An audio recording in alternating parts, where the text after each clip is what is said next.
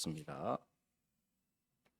신약 성경 로마서 제 7장 1절입니다.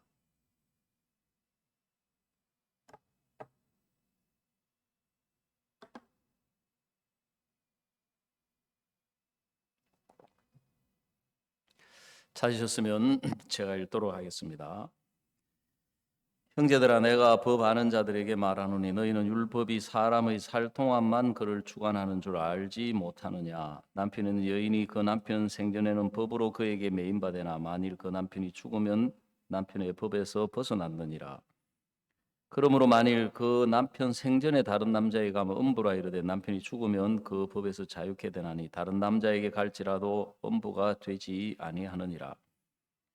그러므로 내 형제들아, 너희도 그리스도의 몸으로 말미암아 율법에 대하여 죽임을 당하였으니 이는 다른이 곧 죽은 자 가운데서 살아나신 이에게 가서 우리로 하나님을 위하여 열매를 맺히게 하려 함이니라. 우리가 육신에 있을 때에는 율법으로 말미암는 죄의 정욕이 우리 지체 중에 역사하여 우리로 사망을 위하여 열매를 맺게 하였더니 이제는 우리가 얽매였던 것에 대하여 죽었으므로 율법에서 벗어났으니 이러므로 우리가 영의 새로운 것으로 섬길 것이요 의문에 묵은 것으로 아니할지니라. 6절 말씀까지 읽어드렸습니다. 제 기억에 제가 중학교 때쯤 이렇게 우리 동네에도 새마을 운동이 일어나가지고 초등학교 한 5학년, 6학년 때쯤부터 아마 시작이 되었던 것 같아요.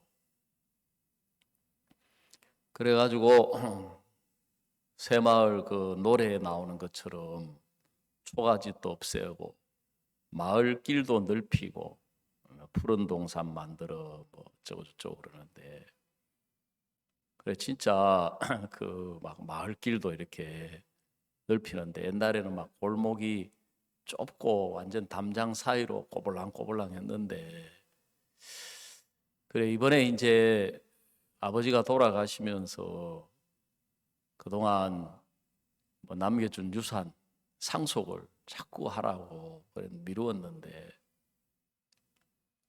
그 우리 이제 그 농사를 대신 지어주는 분들이 농사를 안 지으려고 하는 거예요. 왜냐하면은 그 농사를 지으면 직불금이 나오는데 아버지 이름으로 돼 있어가지고 사망하신 분 이름으로 돼 있어서 직불금이 안 나온다고. 그래가지고 이제 한 논 열마지기 하고 밭 조금 또 저 산에도 논이 한 열마지기쯤 있는데 이미 그 산에 있는 그 논은 더 이상 논이 아니고 방치되어 있어가지고 세월이 오래 가니까 밀림이 돼가지고 이제 뭐 그런 이제 재산들이 남아 있었어요. 그래서 저한테 아버지가 이제 집을 물려주셨는데 아버지는 이제 그때 생각이 좀 다른 분들하고 좀 달랐던 것 같아요.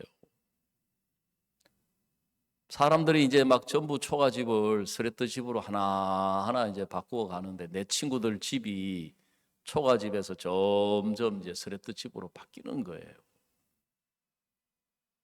근데 이 초가집이 이제 여러 가지로 이제 왜 불편하냐 하면은 해마다 이제 초가로 덮어놔도 지프로 덮어놔도 비가 오고 썩으니까 그걸 걷어내고 새로 또 초가집을 덮어 이영이를 엮는다 그러잖아요. 그럼 원래 이제 가을 추수가 지금쯤 이렇게 11월 말에 끝나면 쉬어야 되는데 그때 이제 지붕을 막 이제 엮어가지고 새 지붕으로 갈아서 덮거든요.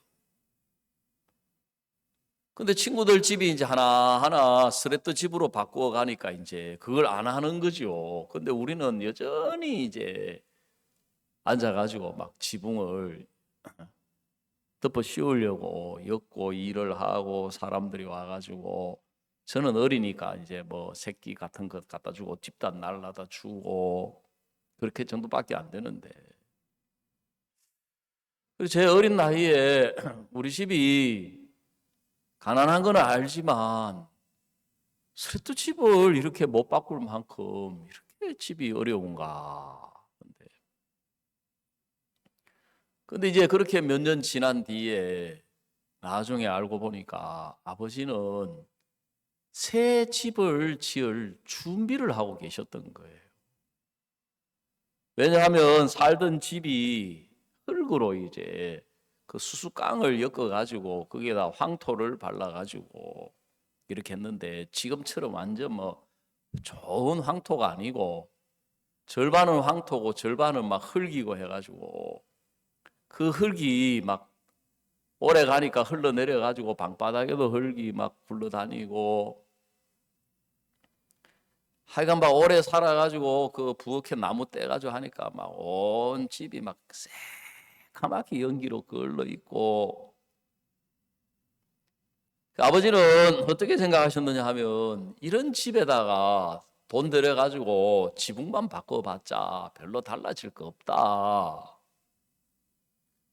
그래서 이제 직접 돈이 부족하고 없으니까 아버지가 집을 지을 재료를 하나 이제 준비를 하신 거예요. 그래가지고 이제 우리 선산에 있는 그 나무를 잘라가지고 옛날에 이제 살림법이 엄하니까 우리 산에 있는 나무라도 우리 마음대로 못 빼거든요. 그래 하여간 이래저래 이제 아버지가 그걸 막 몇 년 동안 이제 준비를 하신 거예요. 기둥도 준비하시고 뭐 중방 그래가지고 중간에 걸치는 그 대들보 그다음에 쓱가래 그리고 기와 막 이런 것들 준비하시고 그래 또 이제 겨울 때 되면은 겨울에 나무하러도 다니지만 아버지가 저를 데리고 구들을 뜨러 구들장이라 그래가지고 옛날에 온돌 하려면은 돌판을 깔아가지고 이제 불을 떼지 않습니까? 그 얇은 그 돌판을 이제 뜨러 저를 데리고 가셔요. 아버지가 이제 구들을 뜨면은 그걸 제가 지게에 치고 그래가지고 그 산 밑에까지 이제 그걸 나르는 거예요. 그러면 그 산 밑에 이제 리어카가 있어가지고 그 돌이니까 무겁거든요. 한 리어카 해가지고 이제 아버지하고 끌고 와가지고 준비하고 해가지고 그때 이제 75년도로 기억이 되는데 아버지가 목수 두 분을 불러가지고 여의 땅 해가지고 재료가 다 준비되어 있으니까 막 집을 막 몇 달 만에 귀화집을 지었어요.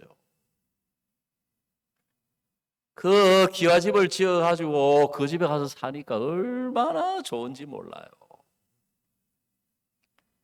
그리고 이제 더 좋았던 거는 옛날에 초가집에 살 때는 우물이 없어가지고 동구 밖에 있는 그 공동 우물에다가 물을 어머니가 나르고 저는 이제 물찌개가 또 따로 있어요. 물 길어 나르는 찌개. 물찌개에다 이제 그걸 양철통에다가 실어다가 집에까지 퍼 나르는 거예요. 그래서 제가 한번 그 우물에 물길로 갔다가 그 좁은 골목에서 뒷집 개하고 딱 마주친 거예요. 근데 양쪽에 이제 물통을 제가 쥐고 있으니까 어떻게 하지를 못해가지고 개가 제 허벅지를 물었어요. 그래가지고 뭐 물통이고 지게가 다 안에 떠지고 막 울면서 집에 갔더니만은 할머니는 제 비서실장이자 경호실장이시거든요. 하여간 할머니 아무리 멀리 있어도 제 울음소리 딱 알아듣고 막 바람같이 쫓아오셔가지고 왜 우느냐고 막 뒷집 정군의 개가 막 물었다고 막 그러니까 옛날에 만병통치약 된장 탁 발라가지고 딱 묶어주고는 막 그 집에 가가지고 얼마나 데모를 했는지 하여간 결국 그 집 개 잡아 먹었거든요. 그래가지고 그랬는데 이제 거기에 앞 마당 한쪽 뒤쪽 옆에다가 그 펌프로 이제 물을 지하수를 끌어올리는 걸 한 거예요. 야, 그러니까 이제 우리 동네에서 이제 그 전부터 있었던 그 집 기와집 말고 처음으로 이제 오랜만에 이제 새 기와집이 생긴 데다가 처음으로 이제 이게 물 기르는 이걸 펌프를 하기 때문에 제 친구들이 그것 막 한번 해보고 싶어가지고 쫙 오는 거예요. 그 바람에 제가 이제 약간 어깨 힘주고 이제 줄서락하고 교육시키고 이게 그냥 무조건 저으면 안 돼. 어? 물을 부어가지고 그 마중물이라는 게 있거든요. 부어서 이걸 이 고무 이게 가죽 이걸 부드럽게 해가지고 그 다음에 적셔서 물을 가득 부어가지고 너무너무 좋은 거예요. 그래가지고 제가 이제 한 석 달쯤 그 기와집에 살다가 옛날 집이 생각이 나가지고 거기를 가봤어요. 야, 내가 저기서 태어나가지고 이 중학교 3학년 될 때까지 저 흙집, 저 초가집에서 살았구나. 그 정은 들었지만 정은 남아있지만 다시는 그 집에 가서 살고 싶은 마음이 눈꼽만큼도 없는 거예요. 우리가 오늘 읽은 이 로마서 7장은 하나님이 우리 신앙에 대해서 말씀하시기를 신앙은 한 집에서 새 집으로 이사를 가는 거다. 옛날 남편에게서 벗어나서 새 남편에게로 새로 시집을 가는 거다. 그렇게 말씀하고 계시는 거예요. 그래서 여기에 보면 4절에 그러므로 내 형제들아 너희도 그리스도의 몸으로 말미암아 율법에 대하여 죽임을 당하였으니 이는 다른 이고 죽은 자 가운데 살아나신 이에게 가서 우리로 하나님을 위하여 열매를 맺히게 하려 함이니라 그랬거든요. 그래서 우리가 예수님으로 말미암아 율법에 대하여 죽고 다른 이 곧 죽은 자 가운데서 살아나신 이에게 가서 그랬습니다. 그 죽은 자 가운데서 살아나신 이가 누구냐니까 예수님이신 거예요. 그래서 신앙은 이제 우리 마음이 율법을 떠나서 예수님에게로 옮겨가는 것인데 구원받은 그리스도인들은 우리 교회는 십계명 지켜라, 뭐 절기 지켜라 그렇게는 안 가르치잖아요. 근데 우리에게 어떤 율법이 있느냐 하면은 로마서 2장에 보시면 이렇게 돼 있어요. 로마서 2장 14절을 보시면 율법 없는 이방인이 본성으로 율법의 일을 행할 때는 이 사람은 율법이 없어도 자기가 자기에게 율법이 되나니 그랬거든요. 그러니까 결국 이 율법은 십계명도 율법이지만 다른 계명도 율법이지만 뭐가 율법이냐 하면은 내 자신이 율법인 거예요. 저는 어려서부터 제가 교회를 다녔는데 교회를 다니면서 제가 율법적인 신앙을 배웠거든요. 주일 성수해라, 이웃을 사랑해라, 봉사해라. 그 율법은 신앙 자체가 전부 다 그걸 100%내 자신이 그걸 해야 되는 거예요. 그걸 지켜야 되고 그걸 행해야 되는 거예요. 또 시간이 이제 흘러가면서 교회 다니니까 미워만 해도 살인이다. 음욕만 품어도 간음이다. 탐심은 도둑질이다. 그러니까 제가 이제 행동으로는 어느 정도 또 따라가는데 마음은 그게 절대로 안 되는 거예요. 보는 대로 욕심이 생기고 자라갈수록 이제 점점 성장해 가니까 음욕도 일어나고 마음에 막 미움이 또 막 강하게 내 마음을 사로잡는 거죠. 그래서 신앙을 제가 하려고 하니까 늘 제 마음에 제 입에서 나오는 소리가 주여 부족합니다. 주여 연약합니다. 주여 죄인입니다. 저절로 그 탄식이 나오는 거예요. 그 신앙도 그렇지만 내가 내 삶, 내 인생도 내가 내 자신으로 살아보려고 하니까 제게 너무너무 많은 부족한 게 보이는 거예요. 그래서 저도 제가 태어나가지고 잘 먹고 잘 살고 싶었지만 또 훌륭한 사람이 되고 싶어가지고 그 책들을 읽어보니까 훌륭한 사람들은 진짜 남과 다른 면들이 있더라고요. 그래 저도 그렇게 좀 훌륭한 사람이 되어보고 싶어가지고 해보니까 그게 안 되는 거예요. 조지 워싱턴에 대한 글을 읽어보니까 조지 워싱턴이 어느 날 집에 도끼가 있어가지고 너무너무 좋아가지고 그걸로 시험한다고 막 아버지가 막 아끼는 나무를 팍 잘랐어요. 그 누가 잘랐냐? 제가 잘랐습니다. 막 그렇게 이제 정직했다 하면서. 근데 저도 정직하게 살고 싶은데 정직하게 안 돼요. 나도 모르게 거짓말이 튀어나와요. 하다 보면. 그 한번 제가 낫지를 이제 하다가 이제 그 불을 떼는데 소죽을 끓인다고 불을 떼는데 나무가 그때 모자라니까 이제 소나무 가지 이제 바짝 마른 거 말고 센 걸 이제 잘라가지고 넣는데 탁 낫지를 했는데 이게 탁 끓었어요. 그 옆에 이제 동생이 이렇게 있었거든요. 그 피가 나는 거예요. 아버지가 보시고 깜짝 너 왜 그래? 누가 그랬어요? 저도 모르게 손이 동생을 가리킨 거예요.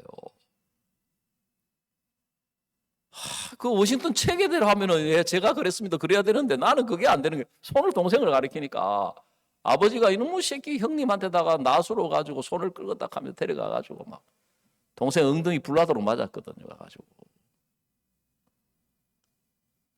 그러니까 제가 제 자신으로 살아보니까 제게 연약한 것도 너무 많고 부족한 것도 많고 허물도 많고 실수도 많고 그래서 제가 그러다가 이제 1977년에 제가 5월 첫째 주일에 복음을 듣고 구원을 받았습니다. 저는 예수님이 내 죄를 씻어주셨다. 내 죄를 영원히 씻어주셨다. 너무 기쁘고 감사했어요. 정말 늘 죄의 짐에 눌려 있다가 죄에서 해방을 받으니까 그렇게 행복하고 인생에 소망 없이 늘 제 부족함 속에 매여서 살다가 예수님이 나를 찾아주셨다. 내 안에 함께 하시고 그렇게 감사한 거예요. 근데 제가 그때 뭘 하나 잘 몰랐느냐 하면 나는 내가 이제 구원을 받았으니까 내가 주님도 잘 섬기고 내가 믿음으로 살고 내가 복음을 위해 살고 여전히 그런 마음을 가지고 있었던 거예요. 그리고 내 인생도 또 여전히 내가 내 자신으로 살아보려고 하는 거예요. 그 시간이 지나면서 점점 구원받은 기쁨도 사라지고 다시금 내 앞길에 대한 염려, 내 자신에 대한 염려. 그래 제가 제 부족한 거, 연약한 거, 허물 있는 거 이런 걸 제가 고쳐보고 바꿔보려고 애를 쓰는데 그게 안 고쳐지는 거예요. 안 바뀌어지는 거예요.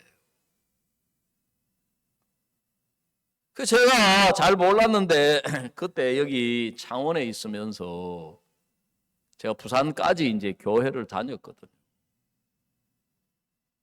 그 마음이 어려워가지고 이제 교회를 다니는데 한 1년쯤 교회를 다니니까 너무너무 힘든 거예요. 그래서 하나님, 제가 혼자 부산까지 다니기에 너무 힘듭니다. 구원받는 사람을 한 명 붙여주셔서 제가 부산까지 예배를 참석하면 제가 진짜 마음에 큰 힘이 되겠습니다. 그렇게 기도를 했어요. 근데 이제 어느 날 그때 저하고 이제 우리 학교에서 이 삼성중공업에 같이 취직한 친구들이 여러 명이 있었거든요. 그래 이제 같이 이제 그 독신자 아파트라고 방이 3개가 있는데 한 방당 2명씩 이제 같이 생활을 해요. 밥은 회사 가서 먹고 총각들이니까 학생들이죠. 뭐 이제 갓 졸업했지요, 고등학교. 그래 어느 날 제가 이제 옷을 챙겨 입는데 예배 참석하려고 주일날 일찍 이제 가야죠. 근데 나하고 같이 있는 그 친구가 어디 가노? 부산에. 부산에 왜?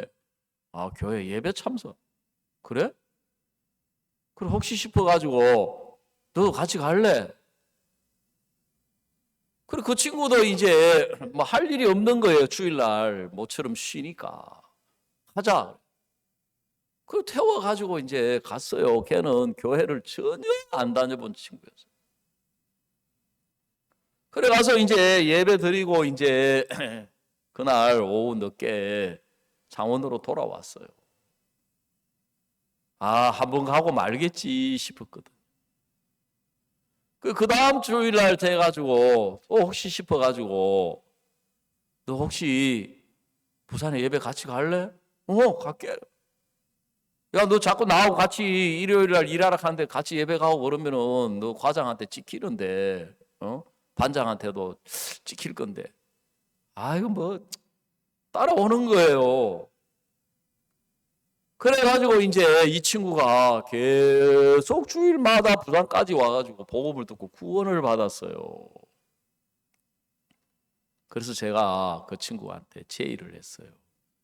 야, 우리가 여기서 다니려면은 마산에 있는 그 시외 터미널까지 또 버스 타고 나가가지고 그렇게 하니까 그러지 말고 아예 그 통근 버스가 왔다 갔다 하니까 여기 독신자 아파트 있지 말고 마산 그 완월동 밑에 방만 한 칸 구해가지고 너하고 나하고 같이 거기 있으면서 거기서는 부산까지 가는 바로 이제 시외버스 터미널 근처니까 한번 가자.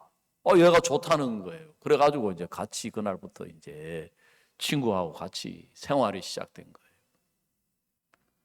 근데 그 친구하고 저하고는 너무너무 대조적인, 저는 성격이 급해요. 그리고 약속을 하면 10분 전에 가서 기다려야 돼요. 최소한 5분 전에 기다려야 되고, 약속 시간을 어기는 거는, 이거는 참, 죄송하지만, 상당히 문제가 많은 사람이다. 근데 이 친구는 성격이 느긋한 거예요. 그 통근버스 올 시간이 됐는데 통근버스를 타야 가서 아침도 먹고 하루 일을 하는데, 아이 세상에 이 친구는 통근버스 올 시간이 다 됐는데 앉아가지고 그것도 막 온 매무새 따듬고 뭐 얼마나 막 따듬는데 신경을 쓰는지, 아이 막 짜증이 나는 거예요. 빨리 그 회사 일하러 가고 공장에 가서 일하면 그거 뭐 누가 봐준다고 빨리 가자. 그래. 갈게. 나 간다. 갈게. 그러다 기다리다가 통근버스를 놓친 거예요. 할 수 없이 이제 시내버스 타고 막 그 밀리는 데 타고 오니까 막 계속 짜증이 나는 거예요. 그 도착하니까 아침도 못 먹고 막 하루 오전 내배 쫄쫄 걸어가면서 일하니까 화가 나는 거예요. 그래도 참았지요. 그래, 내가 승미가 너무 급해. 내가 속이 너무 좁아.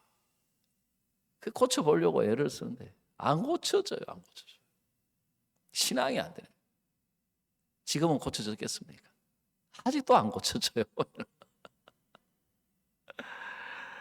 그러니까 이제 왜 신앙이 안 되냐? 내가 이 모양이니까, 이렇게 부족하니까, 이렇게 연약하니까, 이렇게 형편없으니까. 하나님이 내 기도를 안 들어주시는가 보다, 내게 은혜를 안 베푸시는가 보다, 그렇게 생각을 한 거예요. 근데 성경이 말씀하고 있는 신앙은 내 자신으로 하는 것이 아니고, 하나님은 우리가 추하고 악하고 부족하고 못나고 연약한 사람인 것을 아셨기 때문에 우리가 구원을 받을 때 눈에 보이지 않지만 우리에게 예수님을 주신 거예요. 그래서 신앙이 되려면 내 편에서 보고 듣고 생각하고 신앙을 하려고 하면 신앙도 안 되고 신앙이 힘들고 신앙이 어려워요. 근데 신앙은 나 말고 이제 나를 구원하신 예수님이 계시기 때문에 우리 마음이 예수님 편에 가서 보고 듣고 생각하면 내 편에서 보고 듣고 생각할 때 하고 완전히 다른 거예요. 완전히 좀 다른 게 아니라 완전히 달라요. 그래 사탄은 자꾸 우리가 신앙을 못하게 하려고 내 편에서 내 자신 편에서 보고 듣고 생각하도록 하는 거예요. 그 하나님은 우리로 하여금 신앙을 하게 하시려고 우리를 마음을 예수님 편으로 데려가서 예수님 편에서 보고 듣고 생각하도록 하는 것이 하나님의 인도고 하나님의 역사예요. 여러분 창세기 27장에 보면 어머니가 야곱에게 네가 나가서 복을 받아라 그렇게 이야기를 했습니다. 근데 야곱이 어머니 이야기를 들어보니까 복받을 것 같은 마음이나 생각이 드는 게 아니고 어머니 말대로 하면 저주받을 것 같은 거예요. 그래서 어머니 아버지가 저에게 복을 주셨다고 한 것도 아니고 형에게 복을 주시겠다고 약속하셨는데 내가 아버지 앞에 나가면은 그거는 아버지를 속이는 것이고 또 형은 틀 사람이고 나는 매끈매끈하기 때문에 아버지가 눈이 어둡다고 하셔도 한번 만져보면 금방 탄로 나기 때문에 복은커녕 저주받습니다. 그래 야곱이 자기 편에서 보면 자기에게 복을 주시겠다고 한 것도 아니고 복을 받을 조건이 있는 것도 아니고 그러니까 아버지 앞에 나가는 게 꼭 속이는 것 같고 너무너무 두렵고 부담스러운 거예요. 근데 어머니는 뭐라고 말씀하시느냐 하면은 너의 저주는 내게 돌리리니 내 말만 쫓고 가서 염소 떼에 가서 새끼를 한 마리 끌고 와라 그런 거예요. 여러분 어머니는 어머니 편에서는 왜 야곱을 아버지 앞에 내보내고 어머니 편에서는 왜 아버지 앞에 나가서 복 받으라고 하겠습니까? 어머니 편에서 볼 때는 에서가 복 받을 사람이 아니라 하나님이 야곱을 복 받도록 이미 하나님의 계획, 하나님의 뜻 속에 야곱이 복 받도록 되어 있는 거예요. 여러분 신앙은 내 복이 어떠하냐, 내 생각이 어떠하냐, 내 자신이 어떠하냐 이거는 아무 의미가 없고 아무 중요한 게 아니에요. 신앙은 예수님의 마음이 어떠하시냐, 예수님의 뜻이 어떠하시냐, 예수님의 계획이 어떠하시냐. 신앙은 전적으로 거기에 달려 있는 거예요. 그래서 이 야곱이 이제 자기 편에서 보고 듣고 생각하는 걸 내려놓고 어머니의 말씀을 따라서 그대로 시킨 대로 가보니까 어머니 편에서 야곱을 복받게 할 모든 계획이 이미 다 서 있는 거예요. 아버지가 눈이 어둡기 때문에 틀림없이 만져볼 거다. 틀림없이 또 그 채취를 느껴보려고 불러서 냄새를 맡아볼 거다. 어머니는 그 모든 걸 아시고 야곱이 복받도록 할 모든 조건이 이미 다 어머니 계획 속에 준비가 돼 있는 거예요. 그런 것처럼 우리가 신앙생활을 하면서도 하나님은 우리 가운데 주님이 살아 계셔서 일을 하시고 은혜를 베푸시려고 하는데 그 전에 먼저 우리 마음과 우리 생각을 이끌어서 예수님 편에 우리 마음이 데려와서 예수님 편에서 보고 예수님 편에서 생각하고 예수님 편에서 듣기를 원하시는 거예요. 그러면 예수님과 같은 마음이 되어서 예수님과 같은 눈으로 예수님과 같은 생각으로 그걸 보면 쉽게 말하면 예수님처럼 예수님 편에서 그걸 보면 우리가 우리 자신 편에서 보는 것과 전혀 다른 거예요. 제가 자주 말씀을 드리지만 내 부족한 거, 가난한 거, 못난 거, 연약한 거 이런 것들 때문에 우리는 불행하다고 생각을 해요. 나한테 조건이 없기 때문에 나는 신앙이 안 된다. 그렇게 생각을 해가지고 자꾸 우리는 하나님 앞에 내 부족한 거, 연약한 거, 못난 거, 뭐가 안 되는 거 이런 것들을 하나님 앞에 자꾸 그걸 바꾸어 달라고 하고 그걸 고쳐 달라고 하고 그렇게 해가지고 자 내가 가난한데 물질이 없는데 하나님 물질 좀 채워주세요. 그래가지고 은혜를 입어가지고 물질이 어느 날 생겼어요. 진짜 하나님 감사하다. 은혜 입었다. 좋아요. 그 다음에 또 물질이 필요한데 기도를 해도 응답이 안 되고 물질이 안 와요. 그거 어떻게 생각합니까? 지난번에는 하나님 은혜 입혀주셨는데 왜 하나님 내 기도 안 들어주시지? 왜 이런 물질을 안 주시지? 그러니까 내가 은혜를 못 입는구나. 그러니까 가난이 왼수다. 여러분 우리 생각이 다 그렇게 흘러가는 거예요. 물질뿐만 아니라 모든 부분이 그런 거예요. 내게 능력이 좀 있어가지고 내가 이런 일을 잘할 수 있으면 참 좋을 텐데 내게 이런 능력도 없어가지고 주님께 도와달라고 기도하니까 주님이 도와주셔가지고 해결이 되면 다행인데 해결이 안 되니까 나는 은혜를 못 입는구나. 주님 나를 안 도와주시네. 역사를 안 해주시네.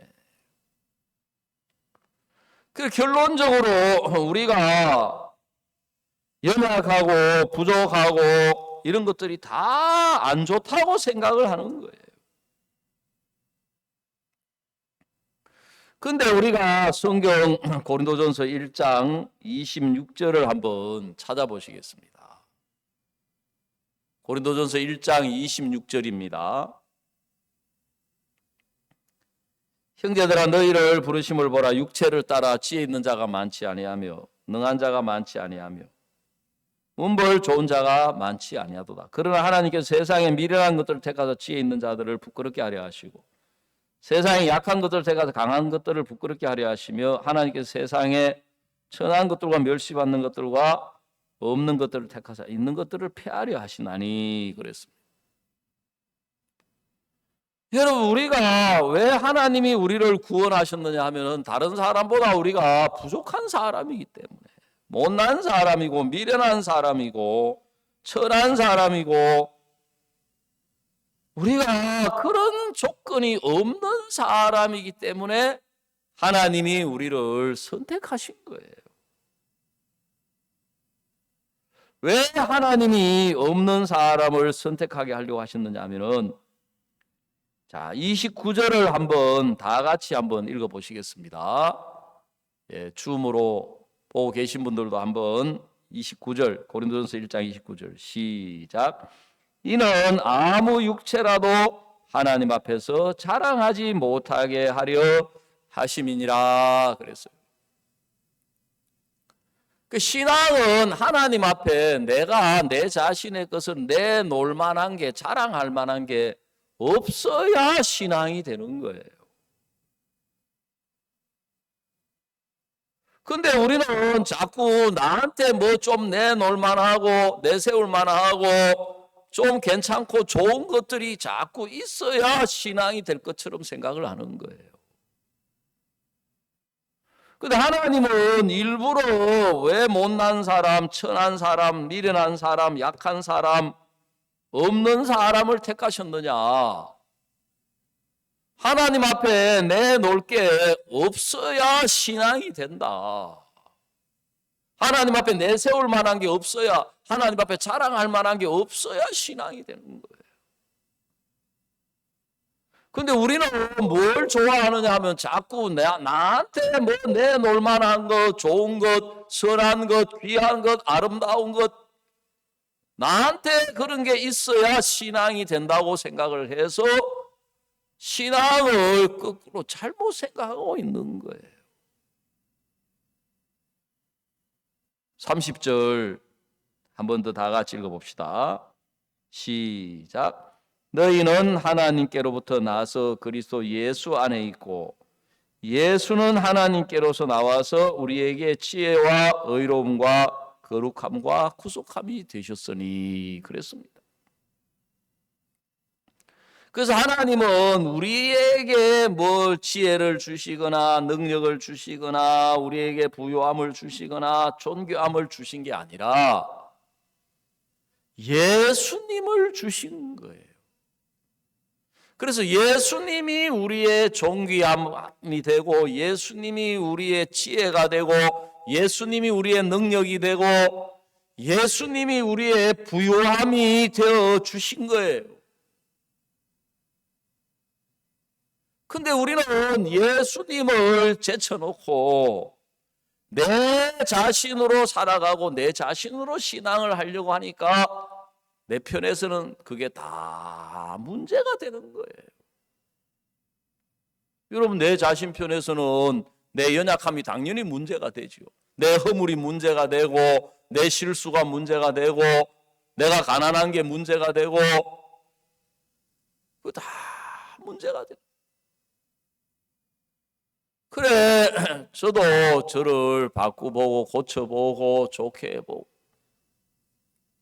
또 사탄은 간교하게 속여가지고 우리에게 뭐가 좀 있는 줄로 생각을 하게 해요.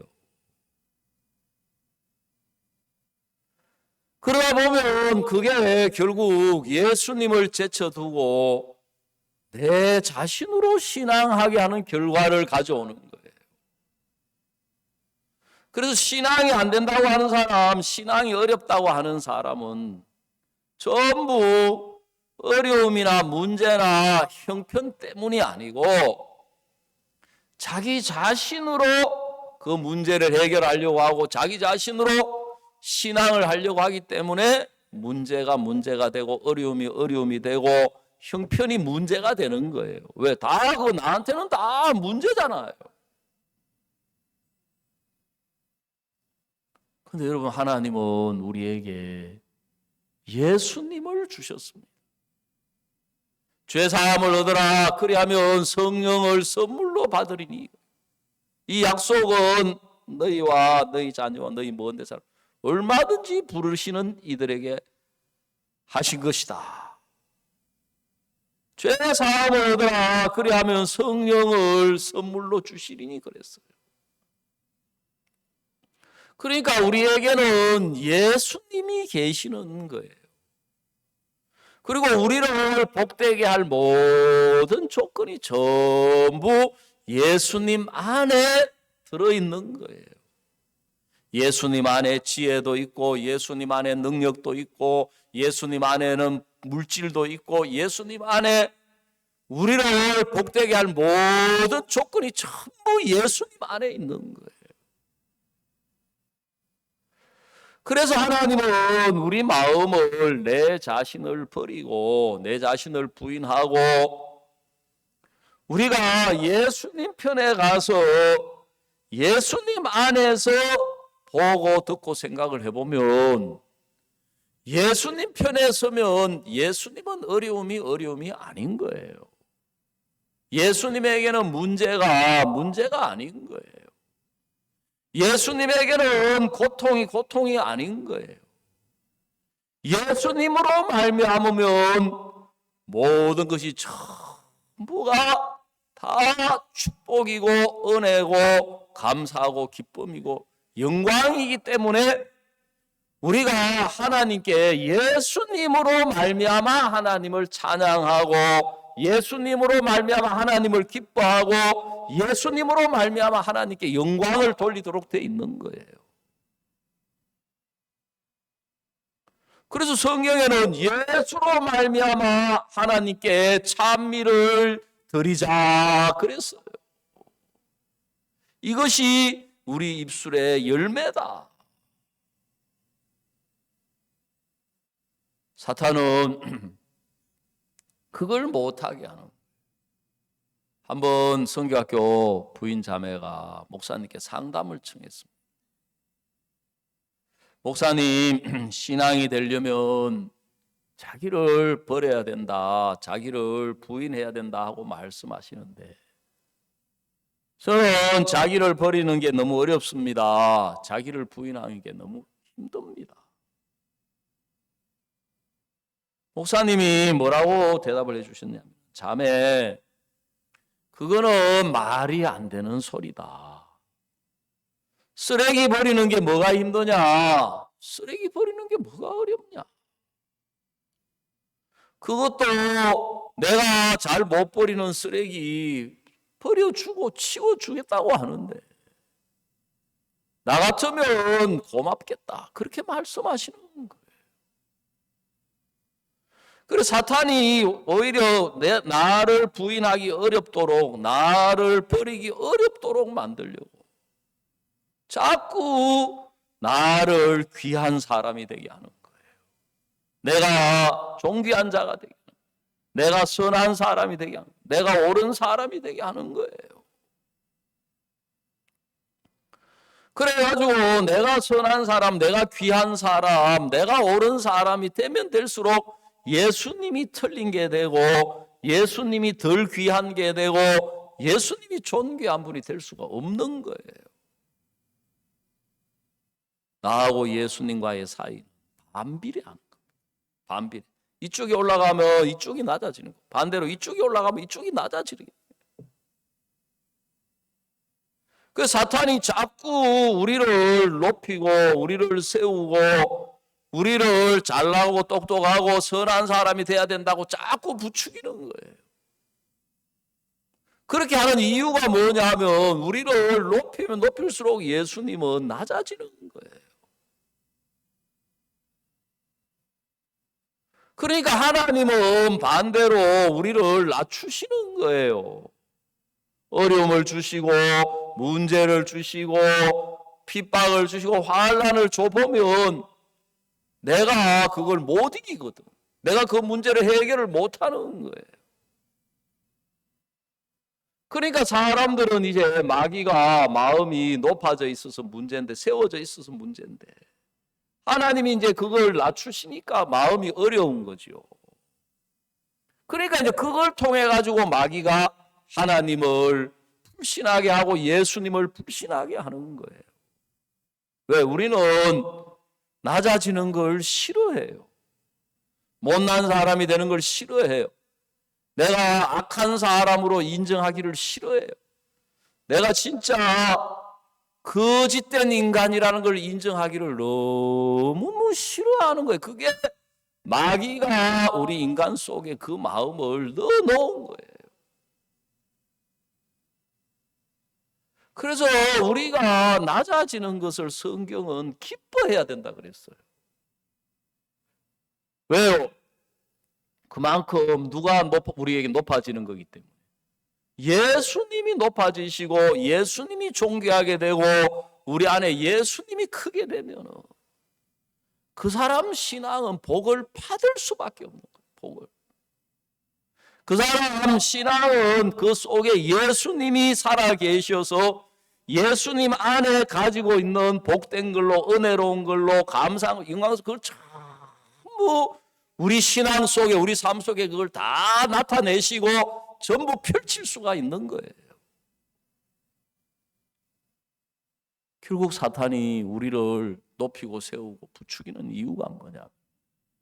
우리 신앙 속에, 우리 삶 속에 예수님이 살아 계셔서 이 일을 하시지 못하도록 하는 거예요. 그래, 아무려면 참깨가 100번 구르는 것보다 호박이 한 번 구르는 게 낫다고. 우리가 뭘 하려고 하는 거하고 예수님이 하시는 거하고 어떻게 비교가 되겠느냐는 거죠. 그렇지만 당장 우리 눈에 예수님은 눈에 안 보이는 거예요. 문제는 눈에 보이고 형편은 눈에 보이니까 내가 그 문제를 붙들고 내가 그 형편을 붙들고 내가 그 어려움을 붙들고 내가 실험을 해도 해결이 안 되니까 어렵다, 힘들다, 답답하다, 고통스럽다, 신앙하는데 구원받았는데 뭐 왜 되는 게 없냐, 그렇게 불신으로 흘러가는 거예요. 여러분, 성경은 아브라함과 사라에게 분명히 하나님이 약속을 하셨습니다.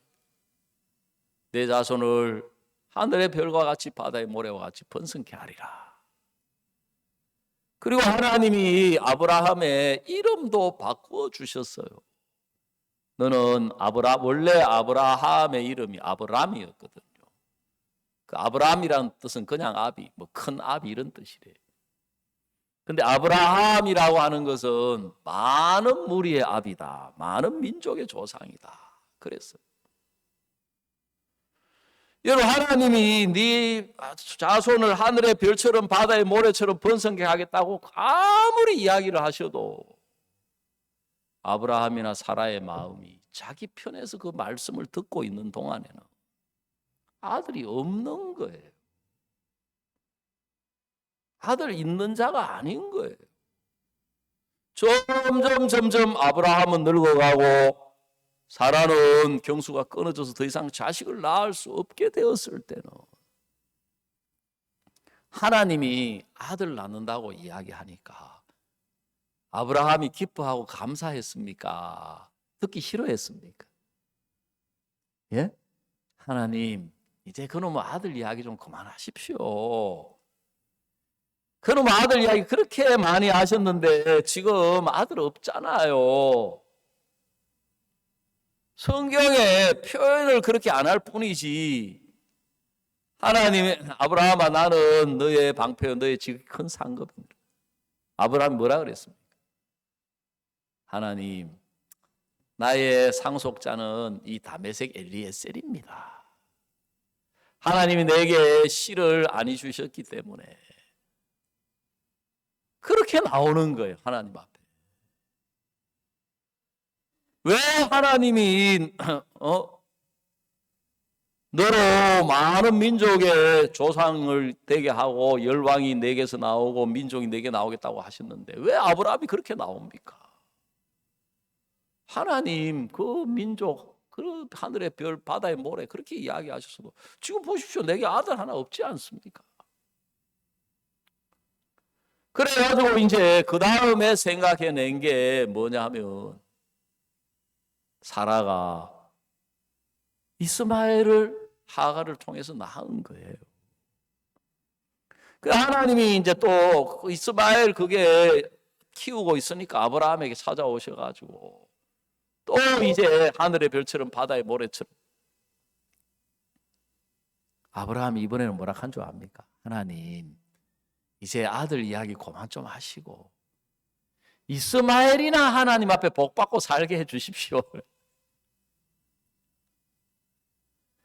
여러분, 성경은 하나님은 지금 아브라함의 마음을 하나님 편으로, 약속 편으로 이끌어가서 그 약속 안에서, 그 하나님 안에서 하나님의 마음으로, 하나님의 눈으로 보도록 이끌려고 하고 계시는 거예요. 아이고 하나님, 우리 인간적으로 표현하면 그 말이잖아요.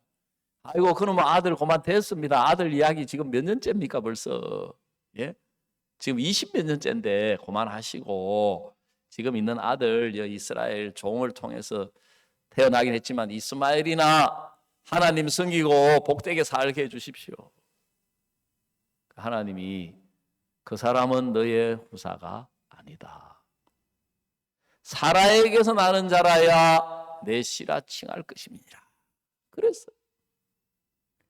그래 하나님 편에서 가보니까 지금 아브라함이나 사라가 마음이 자기 편에 있는 동안에는 늙어가는 것도 문제가 되고 경수가 끊어진 것도 문제가 되고 형편이 다 문제가 되는데 하나님 편에 가서 보니까 하나님 편에서는 아브라함 늙은 거 아무 문제 아닌 거예요. 아멘. 하나님 편에서는 사라 경수가 끊어진 거 아무것도 아니에요. 하나님은 아브라함의 마음을 이끌어서 하나님 편에 세워서 하나님 편에서 보고 듣고 생각하도록, 그게 성경이 말씀하는 믿음인 거예요.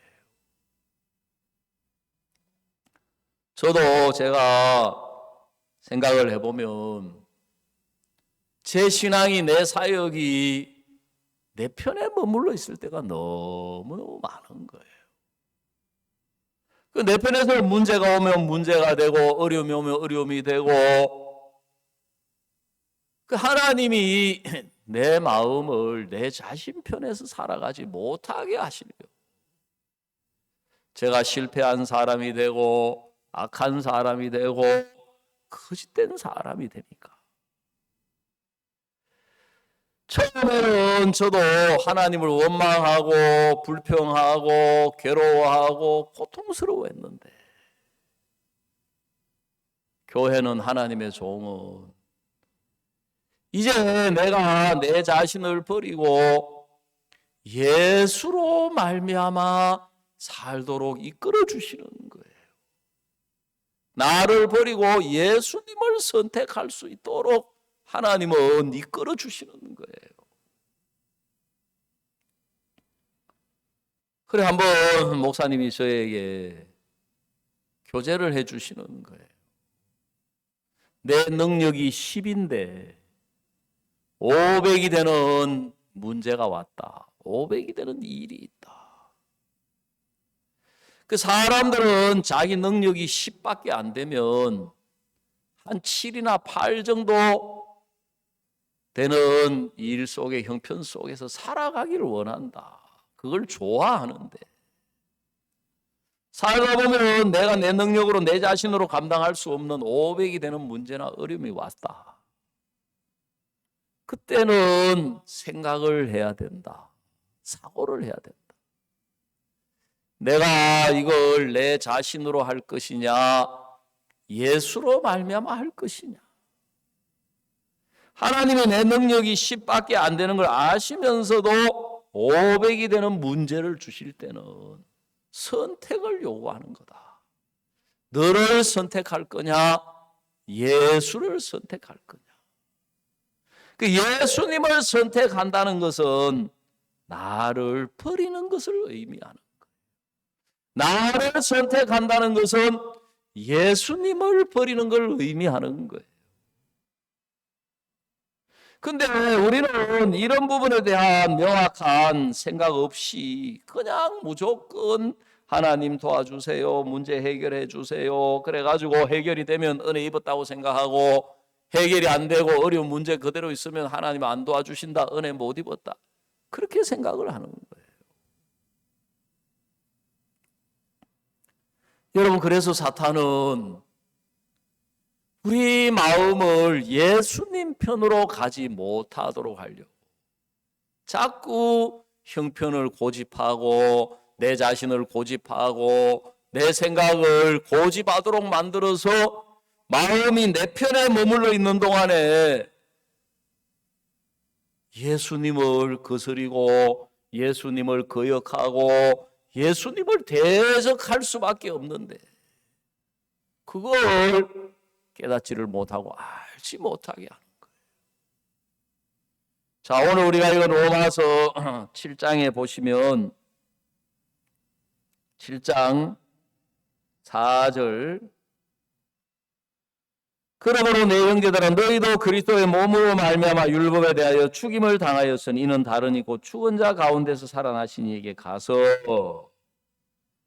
거기 가서 어떻게 하냐면 우리로 하나님을 위하여 열매를 맺히게 하려 함이니라 그랬습니다. 여러분 우리가 열매 맺는 삶을 살려면 우리가 예수님 편으로 가야 돼요. 예수님을 받아들여야 하는 거예요. 여러분 여자가 결혼해서 아기를 낳으려면 남편 편에 가야 남편을 받아들여야 돼요. 남편의 씨가 있어야 생명을 잉태할 수가 있는 것처럼 우리가 예수님 편으로 가야 하나님을 위하여 열매를 맺게 되는 거예요. 왜요? 예수님이 생명이신 거예요. 예수님이. 그래서 이사야서에 한번 보니까 예수님 하나님과 연합한 이방인은 고자라도 나는 마른 나무라고 하지 마라 그렇게 돼 있는 거예요. 나에게 생명이 없다. 그래 나에게 생명이 없다고 하지 마라. 왜? 하나님과 연합했으니까 하나님이 생명이시니까 생명이 있는 거다. 그거는 내 조건이 아니라 하나님이 생명인 거예요. 우리가 마음이 예수님 편으로 가야 예수님을 선택해야 생명을 낳게 되고 열매를 낳게 되는 거예요. 7장 5절 로마서 7장 5절을 한번 읽어봅시다. 다 같이 한번 읽겠습니다. 시작. 우리가 육신에 있을 때에는 율법으로 말미암는 죄의 정욕이 우리 지체 중에 역사하여 우리로 사망을 위하여 열매를 맺게 하였더니 그랬습니다. 우리가 육신에 있을 때에는 내 자신 편에 있을 때 그래서 로마서 7장의 마지막이 뭐라고 마지막이 아니고 마지막 직전에 24절에 보면 오라 나는 공고한 사람이로다 이 사망의 몸에서 누가 나를 건져내랴 그랬어요. 그러니까 우리가 육신에 있을 때 우리 자신 편에 있으면 무엇을 위하여 열매를 맺게 된다고요? 사망을 위한 열매를 맺게 되는 거예요. 내 자신 편에서 살아가고 내 자신 편에서 보고 내 자신 편에서 듣고 내 자신 편에서 생각을 하며 사망을 맛보게 되는 거예요. 그래서 사도 바울도 오라 나는 공고한 사람이로다. 이 사망의 몸에서 누가 나를 건져내랴.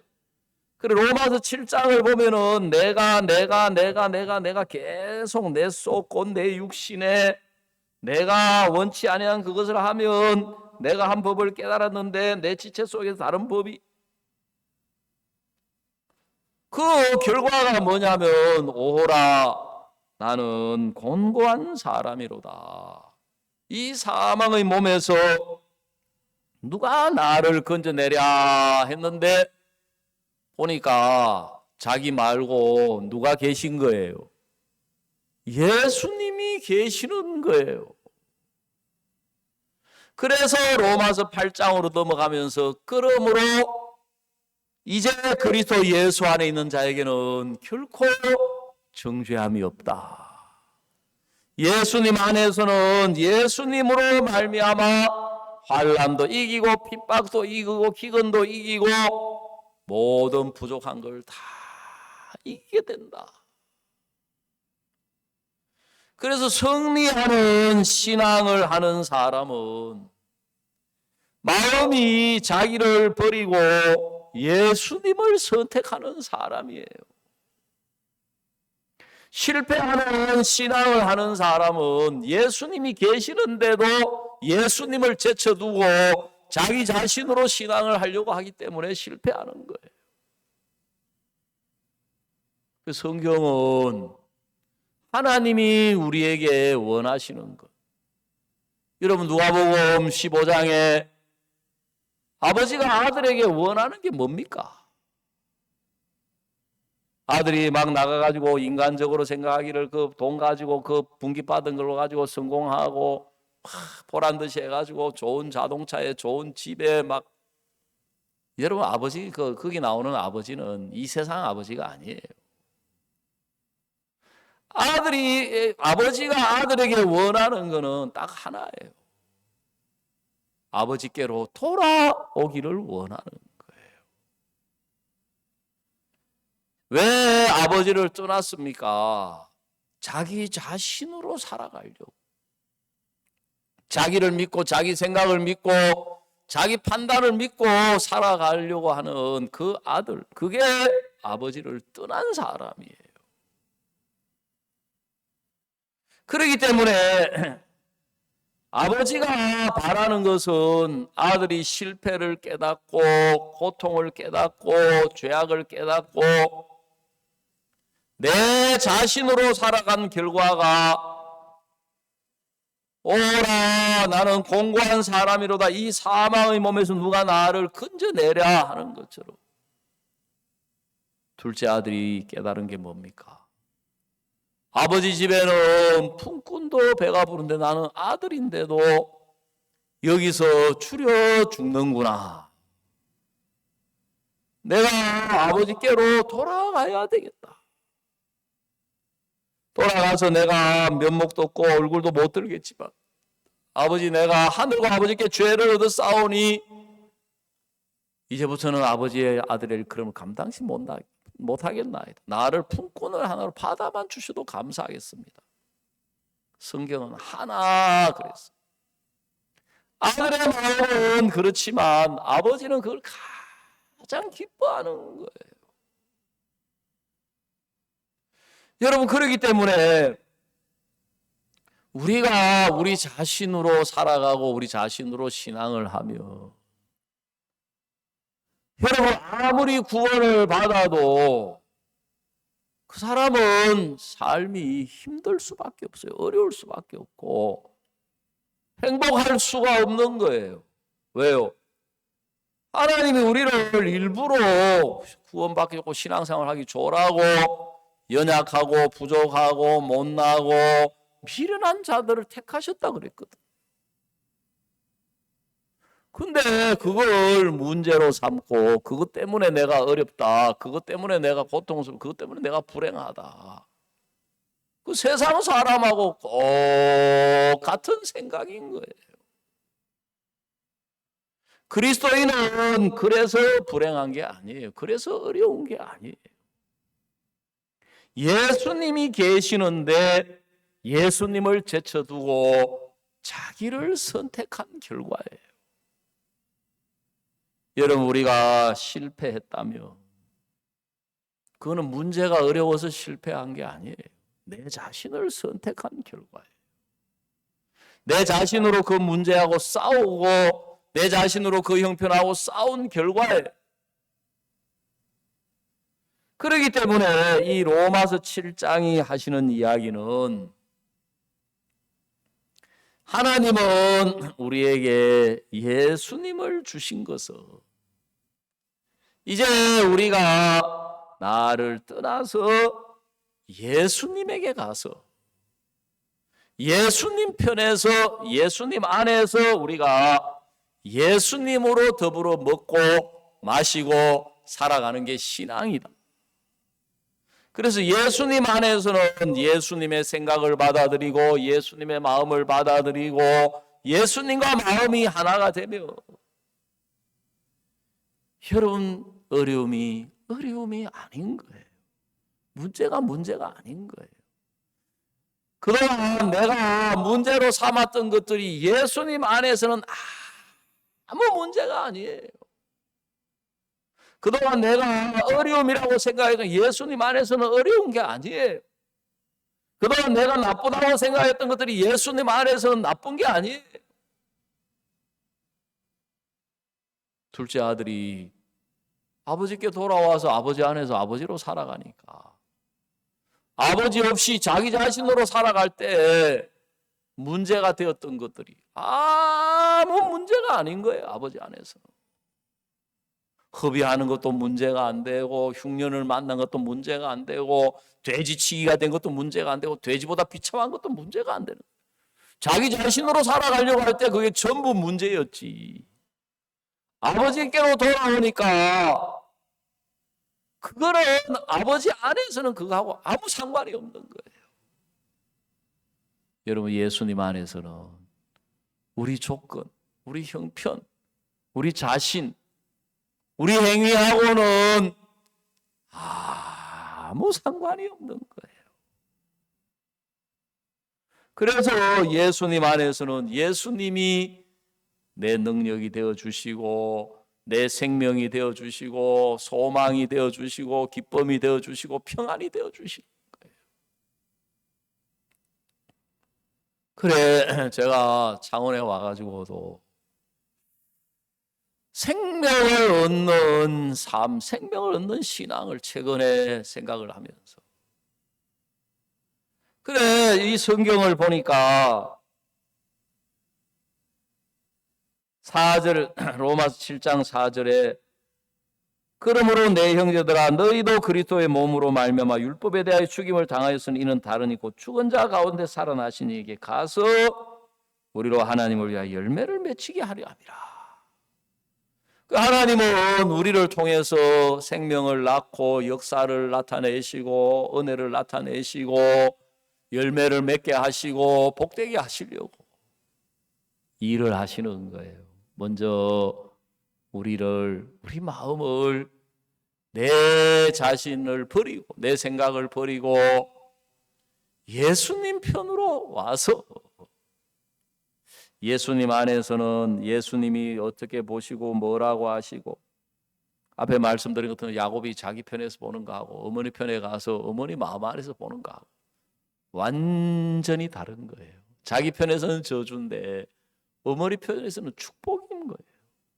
내 편에서는 문제인데 예수님 편에서는 축복인 거예요. 내 편에서는 어려움인데 예수님 편에서는 감사예요. 내 편에서는 저주인데 예수님 편에서는 예수님 안에서는 축복인 거예요. 그래서 예수님 안에는 정죄가 없다. 예수님 안에는 고통도 없고 슬픔도 없고 괴로움도 없고 예수님 안에는 사망이 없다. 예수님 안에는 생명이 역사하는 거예요. 그래서 로마서 8장 1절에 그러므로 이제 그리스도 예수 안에 있는 자에게는 결코 정죄함이 없나니 이런 그리스도 예수 안에 있는 생명의 성령의 법이 그랬어요. 죄와 사망의 법에서 너를 해방하였다. 우리가 주님이 우리에게 바라시는 것은 우리가 뭘 좀 잘하고 좋은 사람이 돼서 우리가 뭘 신앙생활을 잘하고 주님은 전혀 거기에 대한 기대가 없습니다. 오히려 우리가 악하고 거짓된 인간인 걸 깨닫고 우리가 우리 자신으로 살아온 결과가 허무하고 헛된 걸 깨닫고 우리 마음이 예수님 편에 와서 예수님과 더불어 먹고 마시고 예수님으로 말미암아 우리가 발을 디디고 살아가게 되며 여러분 주님 우리를 너무너무 기뻐하셔서 주님 안에 있는 생명으로 역사로 은혜로 능력으로 우리 신앙을 마음껏 축복해 주실 수가 있고 우리가 예수님 안에서 가장 복된 사람으로 살아가기에 조금도 없도록 모든 준비가 다 예수님 안에 이미 이루어져 있고 갖추어져 있다는 것을 성경은 우리에게 말씀하고 있는 것입니다. 그래서 둘째 아들이 아버지께로 돌아오니까 아버지가 아들을 위하여 모든 좋은 거 다 준비하고 있는 거예요. 하나님 우리에게 그렇게 일하고 계시고 우리를 인도하고 계신다는 것입니다. 6절에 보시면 7장 6절입니다. 이제는 우리가 얽매였던 것에 대해 죽었으므로 율법에서 벗어났으니 이러므로 우리가 영의 새로운 것으로 섬길 것이요 의문의 묵은 것으로 아니할지니라.